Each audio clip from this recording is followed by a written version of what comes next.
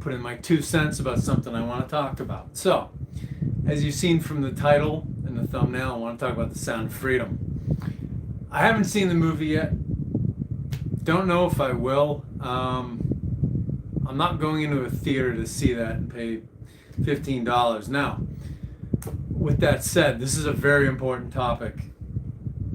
Human trafficking is a very serious subject. It's a very serious matter in the world. Statistics even say that there's more slavery in the world than there ever was. While our politicians are, telling everybody who happens to be white that they need to feel guilty for American slavery, even if their ancestors weren't involved. But statistics still show that there's more slavery in the world now than ever. There's more technology, there's more means of transportation. It's easier to do.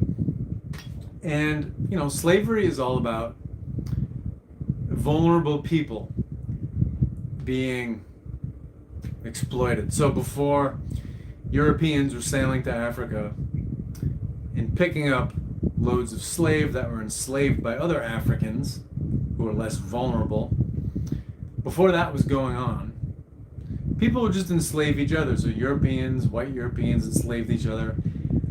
Africans did it to each other. Arabs did it to each other. Arabs did it to Africans. The peoples in the Americas, they all did it to each other. Asians did it to each other. It's always been like that. But, now more than ever, it's a big deal. And,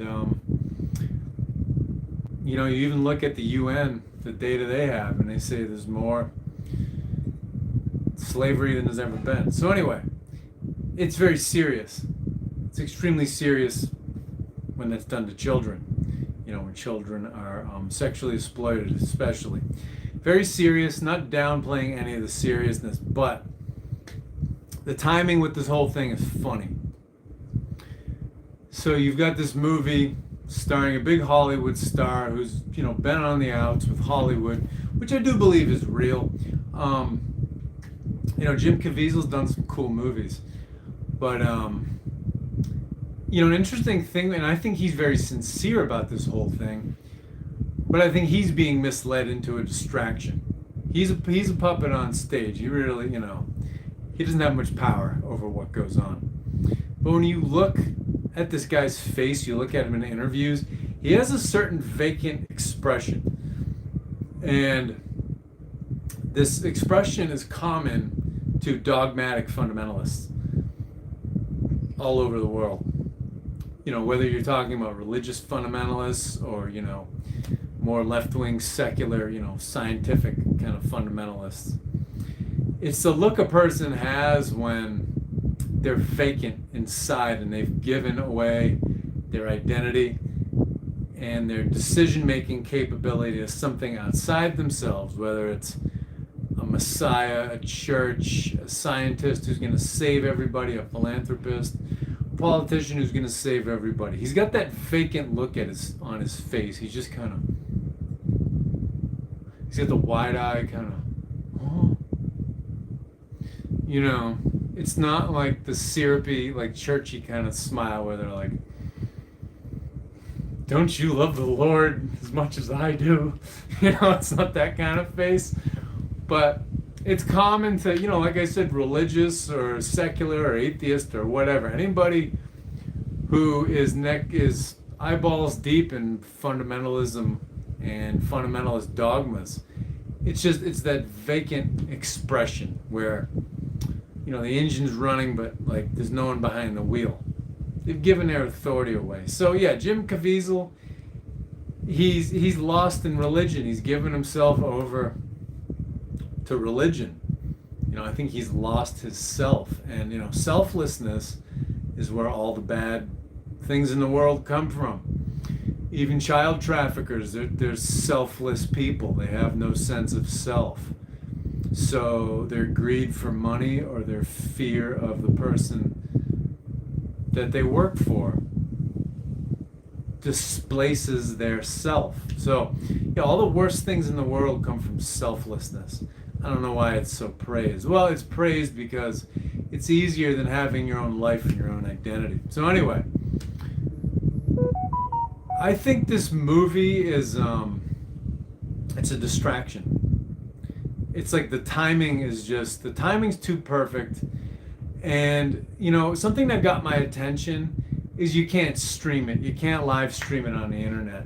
Especially in the age of COVID, new movies, you have a streaming option. So, but this one you have to go down there and see it. So, that's interesting. So it's like, could it be a little ploy to get people back into cinemas? Who knows? I'm getting some feedback on my live stream that, the movie was made over 5 years ago. Yeah.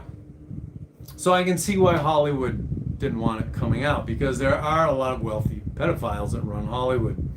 That's a given. Now, a movie like that could be canned for release at a more useful time.